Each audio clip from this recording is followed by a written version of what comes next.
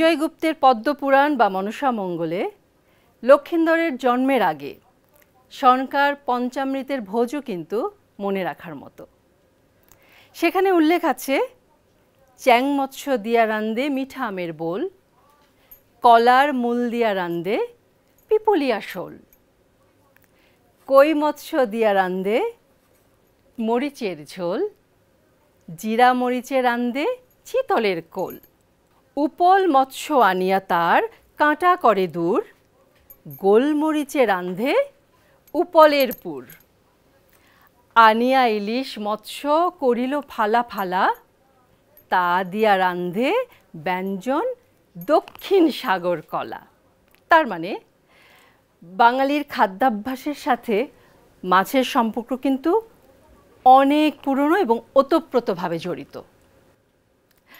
আজকের পর্বে আমাদের সব কিছু আয়োজন করা হয়েছে এই মাছ নিয়েই, আর আমাদের সাথে আছেন শেফ আফলাতুন নাহার। আপু কেমন আছেন? আসসালামু আলাইকুম। ভালো আছি, আপনি কেমন আছেন? আমি খুব ভালো আছি আপু। নাটোরে হচ্ছে বাবার বাড়ি আর ঈশ্বরদী হচ্ছে শ্বশুর বাড়ি, বনলতা সেনের বাড়ি কিন্তু। আচ্ছা, নাটোর আর ঈশ্বরদীর খাদ্যাভ্যাস নিয়ে আমাকে কিছু বলুন। আসলে নাটোর আর মানে ঈশ্বরদীর যে ডিস্টেন্স, যেটা যোগাযোগ ব্যবস্থা বা ডিস্টেন্স যেটা বলবো, সেটা খুবই অল্প সময়ের, মানে খুব কাছাকাছি দুটো জায়গা, এবং খাদ্য অভ্যাসের মধ্যে তেমন একটা ভিন্নতা দেখা যায় না। কিছু কিছু ভিন্নতা আছে, কিন্তু উত্তরাঞ্চলের খাবারগুলো বেসিক্যালি কিন্তু কমন। এই যে আপনি যেরকম মাছের কথা বললেন, আসলে এই মাছের প্রচলনটা কিন্তু উত্তরাঞ্চলে সবচেয়ে বেশি। আচ্ছা, কারণ বিশেষ করে নাটোরে, কারণ নাটোরে চলন বিল বলে একটা জায়গা আছে, আমরা সবাই জানি। তো চলন বিলে যে পরিমাণ মাছ পাওয়া যায় এবং যত ধরনের মাছ পাওয়া যায়, যে ধরনের মাছের বৈচিত্র্যতা, এটা আসলে মানুষ খুব উপভোগ করে। এত রকম যেহেতু মাছ, তার মানে মাছের রেসিপি তো অনেক বেশি, তাই না? অনেক বেশি হয়ে যায়। মানে তাহলে আজকে আমাদের যে মাছের রেসিপি সেটা কি আছে? আজকে আমি শোল মাছের একটা রেসিপি দেখাবো, শোল ঝোলে বড়ি। আসলে হ্যাঁ, আমাদের ওইদিকে বড়িটা খুব খাওয়া হয়, বিশেষ করে আমার শ্বশুর বাড়ি। আমার শাশুড়ির হাতের বড়ি দিয়েই আজকে আমি শোল মাছটা রান্না করব। ও ভেরি নাইস, ওয়াও। চলেন তাহলে আমরা শুরু করে দিই আমাদের শোল ঝালের বড়ি, তাই তো আপু? ইয়েস। তাহলে শোল ঝালের বড়ি তৈরি করতে আমাদের কি কি ইনগ্রেডিয়েন্টস লাগবে সেটা আপনি আগে দর্শকদের জন্য একটু দেখিয়ে দিন। অবশ্যই। প্রথমেই লাগবে বেসিক যেটা উপকরণ, শোল মাছ। তারপরে লাগবে এই যে বড়ি, আমি বড়িটা ভেজে এনেছি। আচ্ছা আচ্ছা। এটা বড়িটা একটা তেল দিয়েও ভাজা যাবে, আবার শুকনাও ভাজা যাবে। হ্যাঁ, ভেজে নিয়েছি। আর কাঁচামরিচ, এখানে একটু লেমন জুস আমি দিব যখন একটু ম্যারিনেট করব। সল্ট, এখানে মেথি আছে, এই মেথিটা আমি ফোড়ন হিসেবে ব্যবহার করব একদম অ্যাট দ্য এন্ড। এখানে মিন্সড গার্লিক, যেটা রসুনের কিমা যেটা, আর মরিচ গুঁড়ো, লাল মরিচ গুঁড়ো, ভাজা জিরা গুঁড়ো, হলুদ গুঁড়ো, এখানে পেঁয়াজ, এটা কিন্তু দেশি পেঁয়াজ, পেঁয়াজ কুচি, মানে আলু দিব আমি, এটা মিডিয়াম আলু দুটো নিয়েছি। এখানে শুকনো মরিচ, রসুন বাটা, জিরা বাটা, আদা বাটা, আর তেল, এটা সাদা তেল। কেউ সরিষার তেল দিয়ে এটা রান্না করতে পারবেন, একদম টিপিক্যাল যে আমরা বাঙালি রান্না, হ্যাঁ, দেশীয় উপকরণ যেগুলো, সেগুলোই, মানে সব সময় যেগুলো বাসায় থাকে সহজলভ্য, সেগুলোই। প্রথমেই আমি মাছটাকে একটু ম্যারিনেট করে নিব। এখন এর মধ্যে আমি লবণ দিব। লবণ দিচ্ছি। ওকে, লবণটা একটা পরিমাণ মতো। হ্যাঁ, এখানে তো আমি একটু সতে করে নিব। আর এখানে দিব একটু হলুদ গুঁড়ো, আমি একটু গ্লাভসটা পরে নিই। আর দিব একটু লেমন জুস। লেমনটা আবার মাছে তো দিতে হয়? হ্যাঁ, দিতে হয় একটু টেস্টের জন্য। আর এর মধ্যে একটু চুলাটা ধরিয়ে দিই। হ্যাঁ, অবশ্যই, একটু গরম হোক। হ্যাঁ, ছোটবেলায় আসলে মাছ নিয়ে, মানে মাছের ব্যাপারগুলো এখন তো আসলে, আমার ছোটবেলায় আমার নানু বাড়িতে বা দাদু বাড়িতে যে পুকুর থেকে মাছ ধরা, তখন কিন্তু মাছ ভাজা হতো না। ইলিশ মাছ বা শোল মাছ, এগুলো কিন্তু ভাজলে আসলে টেস্টটা চলেও যায়, আসলে ওরকম মানে ফ্রেশ যে টেস্ট সেটা থাকে না, বাস রান্নাটা হয়ে যেত আর কি, মাখানো হয়ে গেল মশলাটা। তো এখন জাস্ট আমি একটা একটা করে তেল দিব আগে। তেল কিন্তু গরম হয়ে গেছে, আমি দিয়ে দিচ্ছি। বাহ, বেশ গরম হয়েছে। একটু কমিয়ে দিই। আমি কিন্তু খুব কম তেলে রান্না করব, কারণ আমি একটু কম তেলে রান্না করতে ভালোবাসি। আমি এখন টার্ন করে দিচ্ছি। ও বাহ, জাস্ট সতে করব। হ্যাঁ, কালারও চলে এসেছে একটা হালকা সুন্দর। কি কি করছেন আপু বলেন তো, মানে আপনি তো শেফ, যেহেতু এই সেক্টর নিয়ে কাজ করতেই হয়। আমি বেসিক্যালি রন্ধনশিল্পী, কিন্তু তার পাশাপাশি আমার একটা ক্যাটারিং হাউস আছে। আচ্ছা, সেখান থেকে অর্ডার বেসড কাজ করি, আরো কিছু কাজ করি ওখান থেকে। মানে এই সময় ডেভেলপমেন্টের কাজ এখন অনলাইন ইয়েতেই যাচ্ছে, আর পরিচিত মহল থেকে আসছে অর্ডারগুলো, এবং এখন যে অর্ডারগুলো আসছে বেসিক্যালি কিন্তু ফ্যামিলি অর্ডার। আচ্ছা, একদম, কারণ অফিশিয়াল অর্ডারগুলো তো এখন তেমন একটা নাই আসলে। আচ্ছা, আমি তো জানি যে ওয়ার্ল্ড অ্যাসোসিয়েশন অফ মাস্টার শেফের সাথে আপনার একটা রিলেশন আছে, সেটা কিভাবে? আমি ওয়ার্ল্ড অ্যাসোসিয়েশন অফ মাস্টার শেফের একজন এক্সিকিউটিভ মেম্বার। আচ্ছা, আর শাহিদা ম্যাম আমাদের প্রেসিডেন্ট। রিসেন্ট আমাদের একটা ফিশ কম্পিটিশন হতে যাচ্ছে, এটা বাঙালিদেরকে নিয়ে। এটা বাংলাদেশিরাও থাকবেন এবং প্রবাসী বাঙালিদেরকে নিয়ে। আচ্ছা, এটা কি আপনাদের এই world association of master chef এখানে আয়োজন করছে? এটা একটা ভালো দিক। আমাদের মাছ হয়ে গেছে না? হ্যাঁ, আমি তুলে নিচ্ছি। যেহেতু এটা আমি আবার স্পাইস দিয়ে করব, সো এখন আমরা একটু হালকা করে মাছটা যাতে নরম থাকে আমি সেই চেষ্টাটাই আসলে রাখবো। আমাদের ভেজে নেওয়ার মূল কারণটা তো আসলে এটা ফ্রোজেন বলে। আচ্ছা, ফ্রেশ যদি এনে করি তাহলে দরকার নাই আসলে। এখন আমি তেল দিব আবার।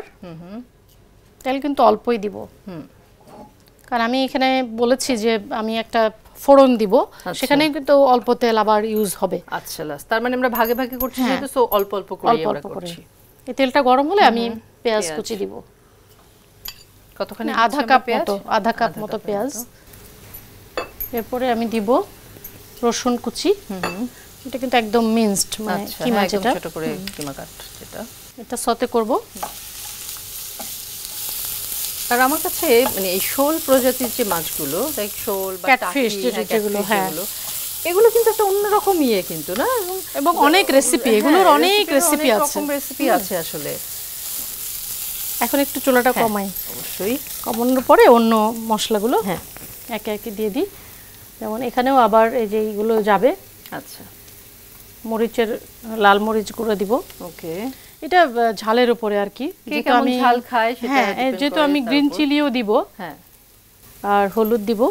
এরপরে যেটা দিব আদা বাটা 1 টিস্পুন দিব, এটা কিন্তু হাফ টিস্পুন। আচ্ছা, আর এটা জিরা বাটা, এটাও 1 টিস্পুন দিব। ওকে, আর রসুন বাটা এটা একটু বেশি, 1.5 টিস্পুন মতো। তার মানে আমি খেয়াল করে দেখলাম এটা রসুন কিন্তু মোটামুটি একটু বেশি। হ্যাঁ, একটু পানি দিব। আর লবণ। ওকে, একটু ঢেকে দিই। হ্যাঁ, অবশ্যই একটু সময় ঢেকে রাখবো আমরা, পেঁয়াজটাও একটু, মশলাটা একটু কষানো হবে, মশলার কাঁচা গন্ধটা দূর হলে তখন আমি আবার আলুটা দিব আগে, যেহেতু আমাদের বড়িটা ভাজা আছে। আচ্ছা আপু, এটা তো হচ্ছে, আমরা একটু শুনে নিই না যে বড়িটা কিভাবে বানানো হয়।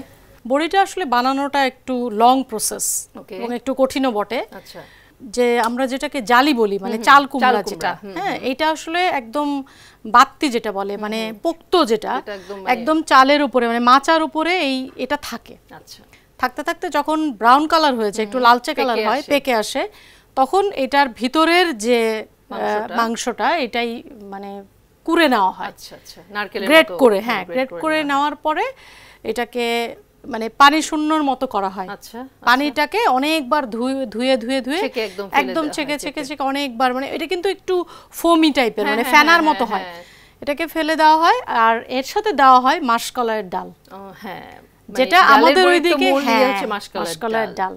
আচ্ছা, এই জন্য টেস্টটা এত ভালো হয়। মাসকলাইয়ের ডালটা বেটে নিতে হয়, বেটে ওর সাথে মিক্সড করে এটাকে অনেক ফেটতে হয়। আচ্ছা, অনেকক্ষণ ফেটতে হয়, মানে এটা আসলে পরিশ্রমের কাজ। এর মধ্যে জিরা দেওয়া হয়, আস্ত জিরা দেওয়া হয়, যেটা যখন বাইটে পড়ে তখন খুব ভালো একটা টেস্ট আসে। এখন আমি আলুটা দিব। আলুটা আমরা একটু লম্বা আমি একটু লম্বা করে কেটে নিয়েছি। কেউ চাইলে কিউব করেও নিতে পারবেন, মোটা কিউব করে। তবে মাছের সাথে সাধারণত একটু লম্বাটাই যায়। একটু পানি দিব অবশ্যই। আমরা বোধহয় আবার ঢেকে রাখবো, আবার ঢাকবো। এখন দেখি। বাহ, রংটা তো খুবই সুন্দর। এখন বড়িটা দিব আচ্ছা, এবং মাছ দুটো একসাথে দিয়ে দেব। আমাদের ভেজে নেওয়া বড়িটা এবার দিয়ে দিলাম এবং মাছ ওকে একবারই না? হ্যাঁ একবারে দিয়ে দেব। এখন একটু ঢাকবো, তারপরে পানি দিব। আচ্ছা, মানে এই মশলাটা একটু বড়ি এবং মাছের মধ্যে ঢুকে গেলে তারপরে হ্যাঁ তারপরে পানিটা দিব।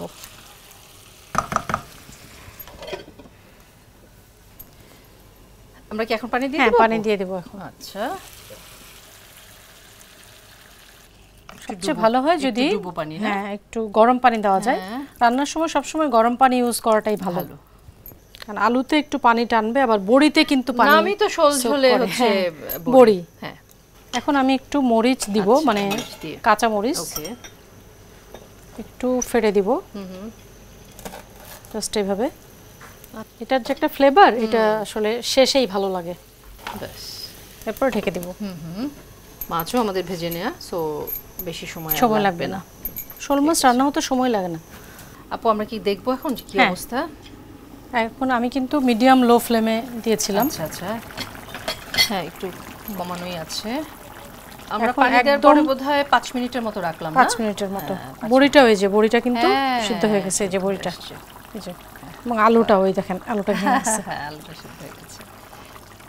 আমি এখানে এটা একটু দমে দিয়ে আমি যে কাজটা এখন করব, এই যে আমি একটা ফোড়ন দিব। আচ্ছা, এই চুলাটা ধরাই, ওকে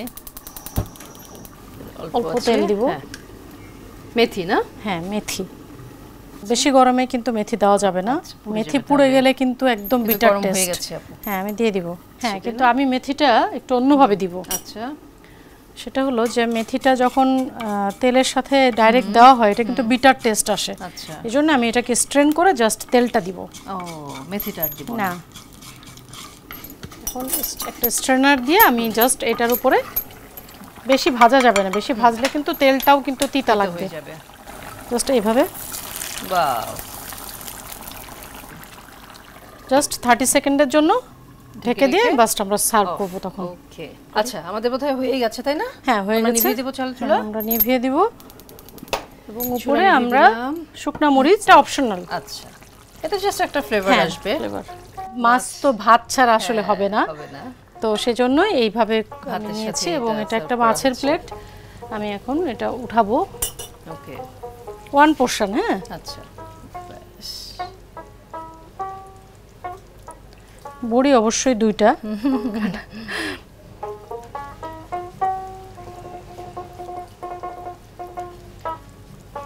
এখানে কিন্তু আমি কোনো পেঁয়াজ বেরেস্তা বা কোনো কিছু দিইনি। এটার কারণ হলো যে আমি যেহেতু মেথির ফোড়নটা দিয়েছি, ওইটার ফ্লেভারটা রাখার জন্যই, বা টমেটো দিইনি, ধনেপাতাও কিন্তু দিইনি, তাহলে এটা নষ্ট হয়ে যাবে। হ্যাঁ তাহলে ওই ফ্লেভারটা থাকবে না। জাস্ট এইভাবে। তার মানে তৈরি হয়ে গেল আমাদের শোল ঝোলে বড়ি। সুপ্রিয় দর্শক দেখতে পাচ্ছেন কি চমৎকার পরিবেশটা, আর এটা যে কত স্বাদ সেটা আসলে আমি দেখেই বুঝতে পারছি, ঘ্রাণে বুঝতে পারছি, আর আপনারা বুঝতে গেলে অবশ্যই বাসায় তৈরি করে তারপরে বুঝতে হবে। এরপর আমরা আমাদের দ্বিতীয় রেসিপিতে চলে যাব, তাই তো? দ্বিতীয় রেসিপির নামটা একটু শুনি। দ্বিতীয় রেসিপির নামটা হলো করলা কারিশমা। আপু তাহলে করলা কারিশমা তৈরি করতে আমাদের কি কি ইনগ্রেডিয়েন্টস লাগবে এটা যদি দর্শকদের জন্য একটু দেখিয়ে দেন। এখানে করলা, স্বভাবতই করলা লাগবে। এই করলাটা আসলে ওই যে বড় করলাগুলো, তো করলা আর ডিম লাগছে, আর টমেটো কুচি, এখানে ধনেপাতা, লবণ, এখানে গার্লিক মিন্সড মানে রসুন কিমা যেটা, এখানে কাঁচা মরিচ আমি 2 রকমই নিয়েছি, মানে লাল এবং হ্যাঁ সবুজটা খুব কুচি করে কেটে নেওয়া। আর এখানে আমি চিংড়ি মাছ তেলের মধ্যে একটু সতে করে কিমা করে নিয়েছি, কুচি করে। হ্যাঁ, আর এটা হলো পেঁয়াজ কুচি, হলুদ গুঁড়ো, ভাজা জিরার গুঁড়ো আর মরিচ গুঁড়ো। ওকে, খুবই কম উপকরণ দিয়ে করা। এখন প্রথমে ঘরোয়া, হ্যাঁ ঘরোয়া জন্য আহামরি কোথাও। এটা এই করলাটাকে আমি এখন একটু ম্যারিনেট করব। ওকে, চুলাটা ধরিয়ে দিই। হ্যাঁ অবশ্যই। অল্প সল্ট আর লবণ দিচ্ছি, একটু হলুদ, একটু হলুদ। ওকে,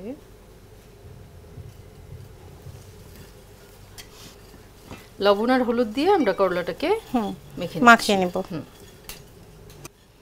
আমি এটা একটু রাখবো। ওকে, রাখার পরে যেটা করব, ডিমের একটা ব্যাটার তৈরি করব। আচ্ছা, আমরা 4টা ডিম নিচ্ছি। না, আমি 3টা ডিম নিচ্ছি। আচ্ছা, এর মধ্যে তেলটা দিয়ে দিই, একে একে সবই দিব। আচ্ছা, হ্যাঁ, এই যে আমি টমেটো কুচি করে রেখেছি, এটা কিন্তু সিডলেস করা, না হলে পানি ছেড়ে দিবে। এখানে মোটামুটি 1 টেবিল স্পুন ধনেপাতা, এটাও 1 টেবিল স্পুন ফ্রেশ ধনেপাতা দিতে হবে, কালার যাতে মানে কালারটা সুন্দর থাকে, একদম ফ্রেশ থাকে। সল্ট দিব, লবণ, রসুন কুচি, আমরা যা যা উপকরণ নিয়েছি মোটামুটি সবই দিয়ে দেব। হ্যাঁ, সবই দিয়ে দেব। এটা গ্রিন চিলিটা যার যার পছন্দ মতো, এটা একটু ঝাল হলেই ভালো লাগবে। কেন? যেহেতু করলার তিতা ভাবটা, করলাটা একটু ঝাল ঝাল লাগে। আর পেঁয়াজ কুচি দিব আধা কাপের মতো। আর এই যে চিংড়ি মাছের যে কিমাটা, এটাও দিয়ে দেব, মানে সব দিয়ে দিব আর কি। আচ্ছা, আর মরিচের গুঁড়াটা অপশনাল, কিন্তু খুব যায় তাই না করলার সাথে? করলাতে পেঁয়াজ তো বেশি দিতে হয়, এইজন্য তো তেলটাও বেশি দিতে হয়। বেশি দিলে কিন্তু ভালো। ভাজা জিরার গুঁড়া, এটার একটা আলাদা ফ্লেভার আসবে। এখানে কিন্তু আস্ত জিরাও দেওয়া যেতে পারে। আচ্ছা, আর হলুদ, ওকে, এটা আমি একটু গুলিয়ে নিব। বাহ, ডিমের মধ্যে সবকিছু চলে আসলো। হ্যাঁ, এখন এটা গুলাতে আমি এখানে এগুলো দিয়ে দিব। একটু সতে হবে আর কি করলাটা, ঘুরিয়ে ফিরিয়ে তেলটাকে একটু লাগিয়ে দিই। কিন্তু অল্প তেল দিচ্ছি। এইভাবে 1 লেয়ার করলা দিয়ে দিলাম। আচ্ছা, খুবই লো ফ্লেমে দিতে হবে। হ্যাঁ, ওকে, জাস্ট এটা লেয়ার হবে না? হ্যাঁ, মানে আরেকটা লেয়ার দিব আর কি। 1 লেয়ারেও করা সম্ভব। আচ্ছা, এখানে যদি কেউ চিংড়ি মাছ অমিট করতে চান সেখানে করতে পারেন, কারণ চিংড়ি মাছে অনেকে খান না বা অ্যালার্জি থাকে, প্রবলেম থাকতে পারে, সেটা এটা টেস্টের জন্য। হ্যাঁ, চিংড়ি খুবই যায়, বিশেষ করে ছোট চিংড়িগুলো। কুচো চিংড়ি যেটা।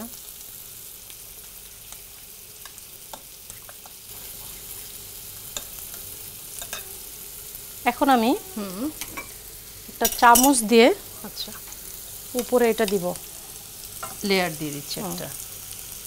ওকে, এটা আসলে বাচ্চারা বা যারা খায় না, এটা কিন্তু পিৎজা টাইপ, কিন্তু পিৎজা, হ্যাঁ মানে পিৎজাও করা যাবে, একদম পিৎজা শেপ হবে।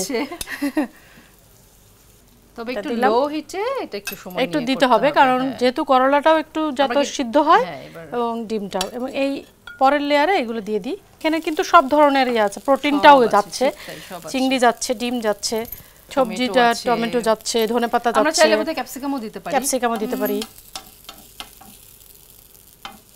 ঢেকে দিব। হ্যাঁ, তাহলে আমরা 5 মিনিটের জন্য ঢেকে রাখবো। এখন আমরা দেখবো যে এর অবস্থা কি। ও বাবা, এটা অনেক ফুলে উঠেছে। হ্যাঁ, ডিমের জন্য চমৎকার। বাহ, এখন কিন্তু টার্ন করতে হবে, এবং কেয়ারফুলি টার্ন করতে হবে। আমি দুইটা স্প্যাচুলা নিয়েছি করার কাজ, কারণ টার্ন করাটা একটু ডিফিকাল্ট। করলা কিন্তু এখন বোঝা যাচ্ছে না, ডিম মানে ফাঁকে ফাঁকে ডিমটা চলে এসেছে। এখন কিন্তু খুবই কম সময় ঢাকবো, জাস্ট 1 মিনিটে হয়ে যাবে, একটু হয়ে যাবে জাস্ট। হ্যাঁ, একদম কুকড। সো আমার মনে হয় যেটা খুব টেস্টি এবং হেলদি একটা রেসিপি, খুবই হেলদি। এবং এটা কিন্তু শুধু ভাতের সাথে না, আমার মনে হয় পোলাওয়ের সাথে এটা খাওয়া সম্ভব, বা এমনিও স্ন্যাক্স হিসেবে, অবশ্যই স্ন্যাক্স হিসেবে খাওয়া যাবে। আপু, একটা কথা আমি একটু জানতে চাই ফাঁকে, সেটা হচ্ছে এই যে আপনি ক্যাটারিং করছেন বা এটা করার আগ্রহ কোত্থেকে এলো, কিভাবে এলো? আমি যখন হোটেল ম্যানেজমেন্টে কোর্স করি, মানে culinary course, Tony Khan culinary institute and hotel management থেকে আমি কোর্স করি।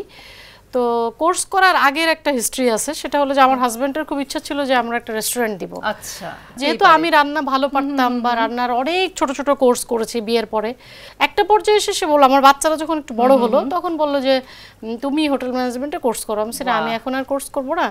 বললো না, আমরা যদি একটা রেস্টুরেন্ট দিই তাহলে তো তোমার যারা ওয়ার্কার থাকবে তাদের বিষয়গুলো জানার ব্যাপার থাকে।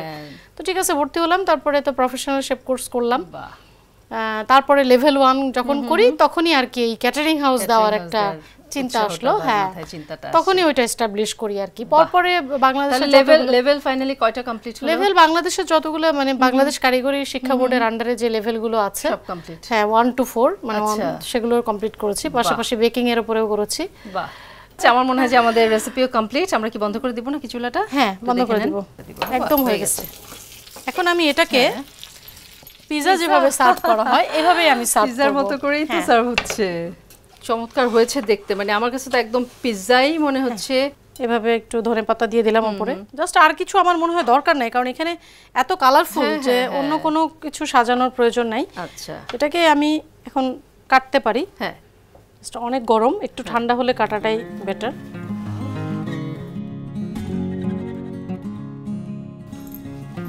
আপু তৈরি হয়ে গেল সেই, আমি তো মুগ্ধ নয়নে দেখছি করলা কারিশমা। এটা এই যে আমি একটা পিস করেছি, এখানে সব বোঝা যাচ্ছে, যেগুলো বোঝা যাচ্ছে লাল সবুজ সাদা ভাবে হয়েছে আমাদের করলা কারিশমা। এরকম মজাদার একটা রেসিপি বাসায় তৈরি করে না খেলেই কিন্তু নয়। আপু অনেক অনেক থ্যাঙ্কস যে আপনার মূল্যবান সময় থেকে আমাদেরকে একটু সময় বের করে দিয়েছেন, মতো চমৎকার দুটো রেসিপি আমাদেরকে উপহার দিলেন। যাত্রাপথে নিশ্চয়ই আপনার সাথে আবার আমাদের দেখা হয়ে যাবে, আবার এমন চমৎকার রেসিপি নিয়ে আপনি হাজির হয়ে যাবেন আমাদের সাথে। ততক্ষণ পর্যন্ত অনেক অনেক ভালো থাকবেন, সুস্থ থাকবেন এবং সুন্দর থাকবেন। আর আপনার যদি কিছু বলার থাকে দর্শকদের জন্য। জিটিভির সকল কলাকুশলীদের আমার অনেক শুভেচ্ছা, শুভকামনা। আমাকে এখানে আমন্ত্রণ জানানোর জন্য কৃতজ্ঞতা জানাচ্ছি। সবাই ভালো থাকবেন, সুস্থ থাকবেন। আর বাসায় এখন যেহেতু প্যান্ডেমিক সিচুয়েশন, সুন্দর সুন্দর রেসিপি ট্রাই করুন। আর এরকম ধরনের রেসিপি করে আসলে বাচ্চাদের এবং প্রিয়জনদের উপহার দিন, এটাই আমার আশা। অনেক ধন্যবাদ আপু। ধন্যবাদ। আসেন, একেবারে দেশীয় রেসিপি দিয়ে আজকের এক্সপার্ট ডিশওয়াশ রান্নাবান্না আমরা শেষ করে ফেললাম। বিদায় নেবার সময় হয়ে গেছে। আবারও আগামী পর্বে আপনাদের সাথে দেখা হবে এরকম চমৎকার কোনো রেসিপি নিয়ে। ততক্ষণ পর্যন্ত আপনারা সবাই ভালো থাকবেন, সুস্থ থাকবেন, সুন্দর থাকবেন আর আমাদের এক্সপার্ট ডিশওয়াশ রান্নাবান্নার সাথে থাকবেন। টাটা।